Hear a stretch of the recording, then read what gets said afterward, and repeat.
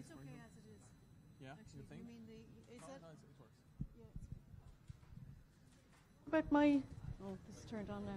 Is there speak? Yeah, I think it's it. Okay, it's turned on. Yeah, it's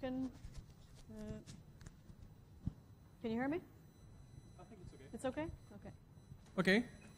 So after Ronnie, we have now Tricia from Nomos Software talking about developer experience and what to do about it. So please warm welcome for Tricia.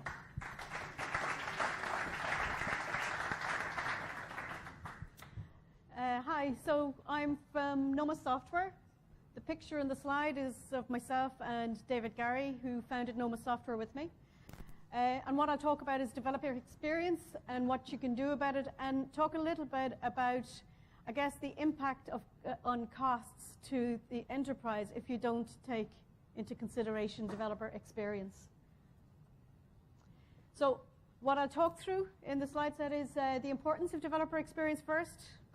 I'll talk about the developer lifecycle and the headaches that developers encounter. A little bit about the types of organizations that can help and what they can do.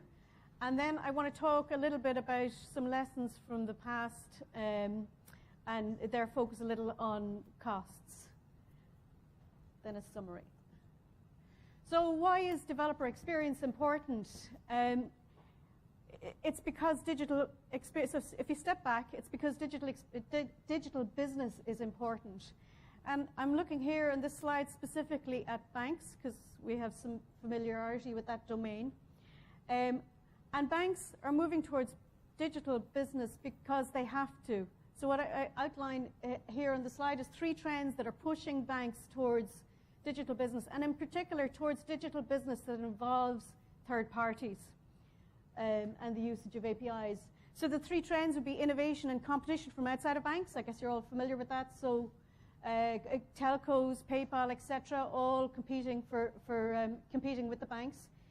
There's this huge demand among consumers to use phones, to use tablets for banking services, all based on APIs. And thirdly, one thing that doesn't come up so often is regulatory pushes. So, for example, the European Payments Services Directive includes a proposal, or the Payment Services Directive 2 includes a proposal to force banks to open up their account information to third parties. So banks will be pushed towards digital business involving third parties. And digital business needs developers. So what you've got is banks, telcos, etc., opening up APIs into their systems. They're the API providers.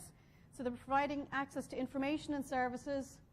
Developers then use those APIs to develop useful services for the end users. So things like accessing your bank accounts, or they might be services targeted towards enterprise users as well. So things like services targeted at accountants who are managing the cash flow for an organization. So all of these parties are involved in the monies and monies in digital business. Developers are a necessary part of that money flow. And developers need to be able to do their job, fundamentally. That's why developer experience is important. In the context of open APIs, developers get frustrated, they walk away. So developer experience is critical for developer adoption. Parasoft, the software testing organization, had a survey where 80% of respondents said that they walk away from APIs because the APIs are too buggy. They get frustrated, they walk away. But in the partnership model, you know, where an API provider isn't exposing open APIs but expecting partners, it becomes the costs of integrating with the APIs become very important. It's not just the individual developers getting frustrated. An enterprise who sees that using an API is taking too much time, the developer experience is poor, developers take a long time to solve the problems, the enterprise will choose to walk away because of the costs. So that's why developer experience is important. Digital business is very important. Digital business needs developers, and developers need to be able to do their job. So if you don't take care of developer experience, you may end up with no digital business. So next, take a look at the developer lifecycle. So you've got build, the R&D, working with the APIs, building the apps based on APIs. You've got the operations phase, where you're monitoring APIs and troubleshooting problems. And you've got the maintenance phase, where you need to work with new versions of APIs, upgrade your systems, and test. Very importantly, I guess, typical software life cycle, actually, the cost of maintenance tends to far outweigh the initial build costs. And what we need to do is look at developer experience across the whole cycle. So the building, where they're learning about APIs, building and testing integration, the operations side, where they need to monitor the APIs, and then upgrades, etc. So the type of problems that developers experience. So in the build phase, I guess they tend to have systems provide very poor responses, both sandboxes and live systems. It's very common for systems to return invalid value, no more information than that, invalid value. Developers have to deal with APIs that are very poorly tested, so behave very inconsistently. Very difficult to, often outdated and fragmented documentation. And probably something that we come across a lot is slow responses from support teams. So developers like to work fast and iterate, and oftentimes you send in a support request, it can take a week to get a response, and this can be very difficult and frustrating and costly for developers. In terms of the issues encountered by developers in the operations phase,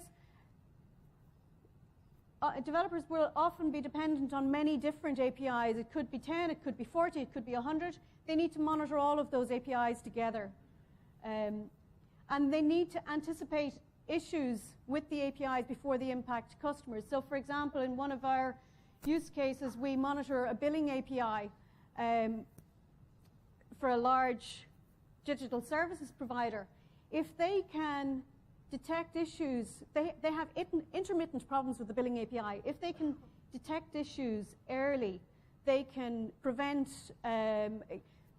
so if they can detect the issues as soon as possible, issues with the billing API downstream mean that they can't invoice customers. The sooner they can detect issues with the billing API, the sooner that they can get invoices out to customers. So it's very valuable to be able to anticipate issues with and correct issues that are going to impact customers.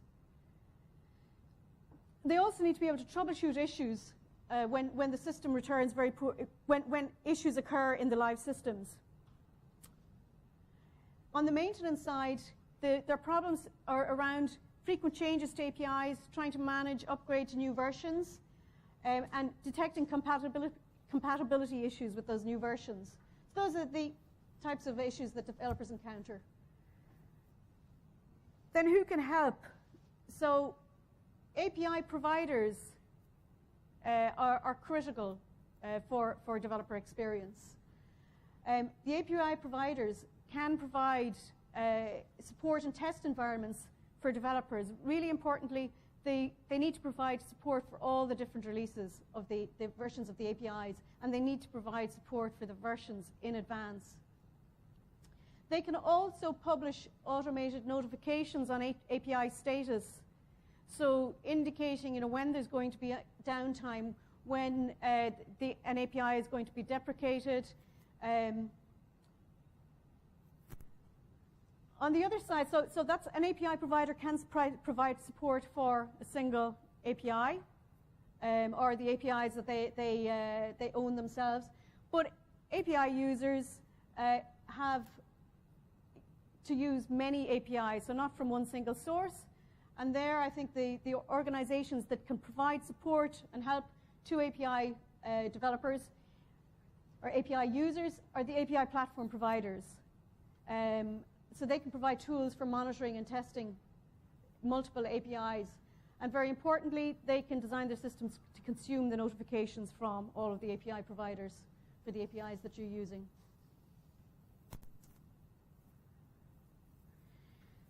So I want to talk a little bit now about what an automated support and test environment might look like. So the sorts of support that the API provider can deliver to developers. So these environments should, I guess, allow to fail and learn, just as Ronnie was talking about.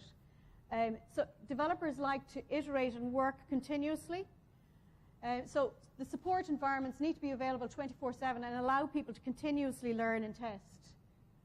Some of the characteristics then of these environments are that they provide immediate contextual feedback. So that contextual feedback needs to be very focused and give very clear direction on pinpoint the location of problems and give very clear direction on how to resolve the issues. The support system can actually try and make suggested corrections to the API requests that have been sent in, thereby helping the developer to learn. The environments need to include integrated documentation as well, ideally interactive. What we find is that many support systems cover only the very basic get your API up and running. A good support environment needs to cover very many error cases so that when the developer goes live, they don't encounter unexpected issues. And critically, these support and test environments need to be very actively maintained for all the API, all of the versions of the API. If you want to be able to actively maintain a support environment, it needs to be really easily maintained. So you can find out a little bit more detail. I've provided a link there with a little bit more detail about what support and test environments can provide. And we do build support environments. So this is just to illustrate that the responses coming back from a good support environment needs to pinpoint errors very precisely for the developer. So it needs to identify the exact line number. And here what we've done is embedded the response, the error information, and wiki links into the response for the developer so that they can very easily resolve issues. And as I said, we can also send back corrected responses so that they see how to issue a correct API call. So one of the things, so API providers need to provide these sorts of support environments, and API platforms are a great place in which to embed automated support. So developers send in API calls into an API platform with an API proxy on an API platform. The API call can be routed to a support service which analyzes the API call and returns information to the developer on their usage of the API. If the support service finds that the API call is fine, it can route it onto the API endpoint, and the standard process for an API call can be proceeded with.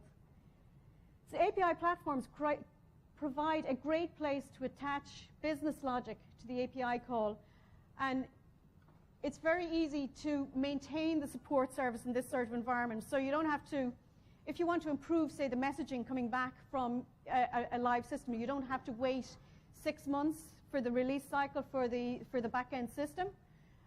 You can update the support service in a very short period of time, and you don't have any impact on the running environment. Again, there's a link there with information on an integration that we've done with APIdays to see how a support service can be embedded in an API platform.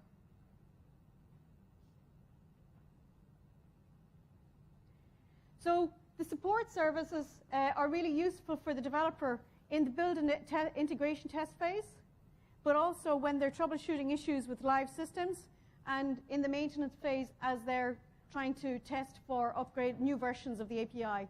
So you can think of the entire life cycle. The support service improves developer experience for the entire life cycle. Then developers need to be able to monitor and test. So their business is dependent on the availability of the APIs from the providers. And they need to understand if any failures in the APIs is going to impact the service that they deliver to their end customers. So there's quite a number of products on the market to allow people to monitor and test multiple APIs. So we've got RunScope Radar for monitoring many APIs. So I guess the types of capabilities that these sorts of environments need to be provided are to be able to monitor APIs all at once, to be able to attach test suites to your API so that you can preemptively detect if there are issues occurring on the API that are going to impact your customer. And those test suites need to be executable continuously. These sorts of environments need also to be able to consume notifications so that you can have one portal, one view of all of the upcoming changes to all of the APIs that you're dependent on. So in terms of the sorts of organizations that deliver these type of capabilities, we've got RunScope Radar, we've got Alert Site from SmartBear who sell the SOAP UI capability. And so the SOAP UI tests built with SOAP UI can be run integrated with the Alert Site from SmartBear. 3Scale also have their API tools, which are for collecting and managing APIs in one place. And Nomos ourselves, we provide a product that helps people build the test suites that can be integrated into these monitoring and testing environments.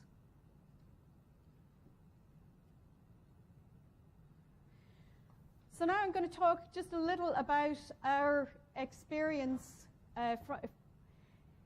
in supporting IT teams in various different environments. So one of the things that we do is we work with a company called Examoldation, and we deliver support services on behalf of 15 banks in Europe. No Spanish ones, I'm afraid. But what we do is we deliver the software online support services that IT teams can use to test and learn about how they can integrate with bank payment systems. And what we learned from our experiences here is that IT teams need really good support, and oftentimes they don't get it. So the providers aren't delivering the support that IT teams require. So a very, very common response that I get in talking to bank customers is that their biggest problem is the lack of support from the banks. The banks themselves then also really, really need automated support tools. The difficulties, quite often the support teams within banks don't understand the systems of the banks terribly well, or maybe you have 2 people within the support organization that understands it very well and 8 people who don't. They need a method of delivering efficient support and consistent support back to their customers. So one of the comments from a bank support team using our system is that the automated support system has been a lifesaver from them. I think this is, in terms of, if you think about API providers, the more effort they put into automated support, the lower their costs in terms of the resources that they have to have working on support. The other thing about many organizations, banks including banks, is that they tend to outsource their support. And again, it means that the support team doesn't have a connection back into the teams that have been building the systems and don't necessarily understand how to provide very good support back out to the customers. Again, pointing to the need for automated support systems.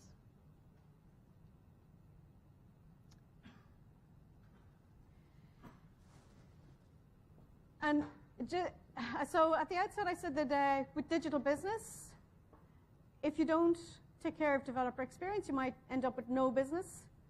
But perhaps a worse outcome is actually that you could end up with very costly business. So some, I suppose, lessons from the past. From 2007, a data monitor report reported from 2007, which was quite a while ago, they reported that integration spend worldwide was $100 billion US dollars. It's probably quite significantly more. In the API world, there is a significant integration effort. If we don't get things right, if we don't make the processes really smooth, somebody will bear the cost. Another example, and this relates really to managing API versions and providing good support services for multiple versions of an API. The estimated cost of rolling out a small format change to by a card payments processor was $1 billion US dollars. So they didn't manage versioning very well or planning for changes to versions. So again, the costs of not looking at the whole life cycle can be very significant. And in terms of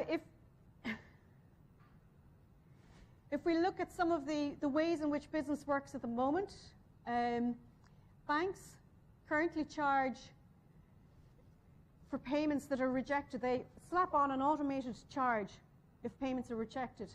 This actually ends up in a very significant cost for payments processors. So it's quite normal to have less than a 95% straight-through processing rate for payments being sent from a payments processor through a bank.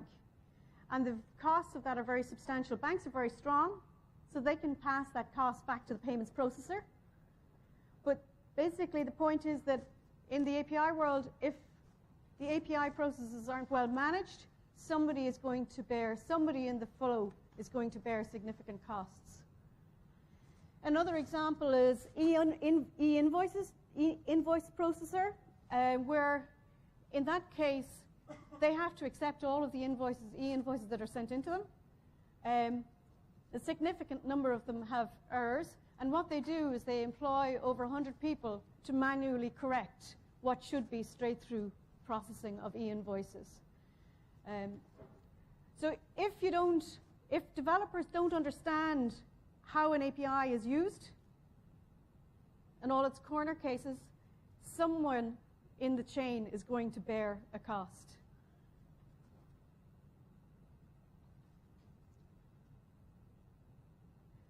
So in summary, developers need to be able to do their job. What can we do about it?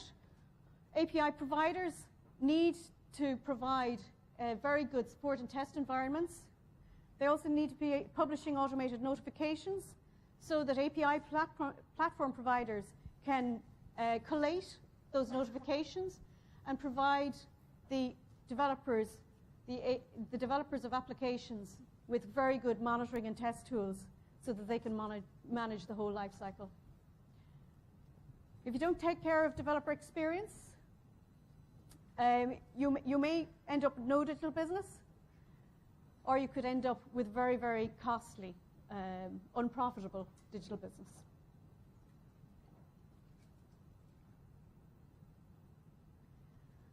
Finally, from Nomos Software, and what we do is we build support systems for APIs. Thank you. Okay.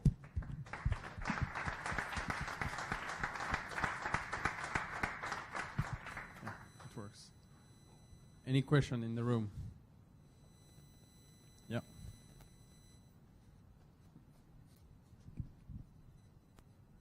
Hi. Thank you for the talk.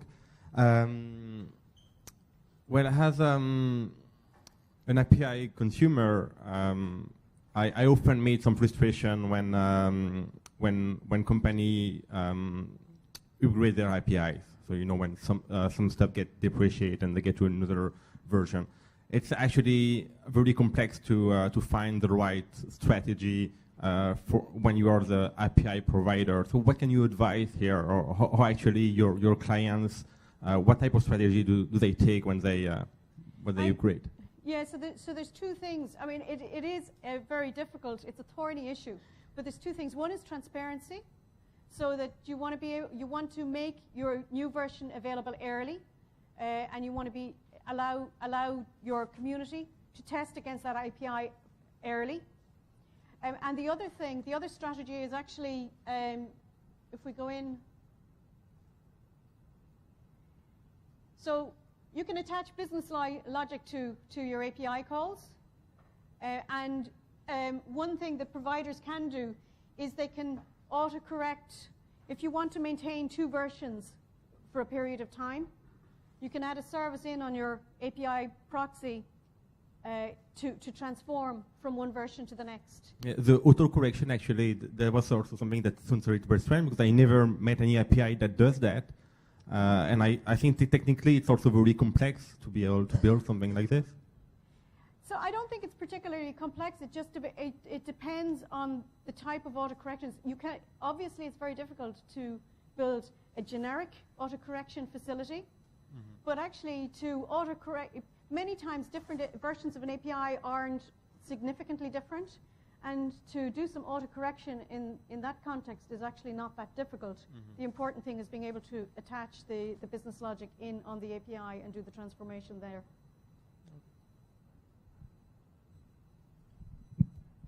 Thank you.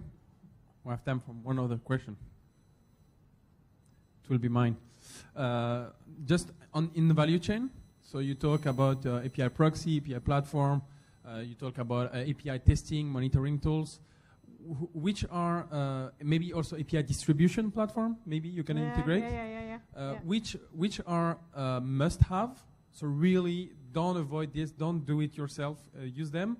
Which are nice to have, to your opinion? In terms of the platforms, as API provider, I can do it myself. Make my own portal, my own documentation, my own tools, and launch my API to the public. I can use many people on the market. So what is your minimum viable value chain? So I think it depends on the stage you're at as a company, right? But I think that as API platforms mature, it makes no sense to build your own. It makes sense you will never be able to keep up with the capabilities of the industrially used platforms. I think neither does it make sense to build support services yourself, because you have to, it's a straight coding problem. So I think it depends on, at a particular point in time, it depends on the maturity of the products that are available in the marketplace. As soon as things become somewhat mature, it's better to buy. Okay, so more mature, trust others. When you're more mature, trust industry. Trust industry, I think. Okay, thank you. Thank you, Tricia. Thank you very much.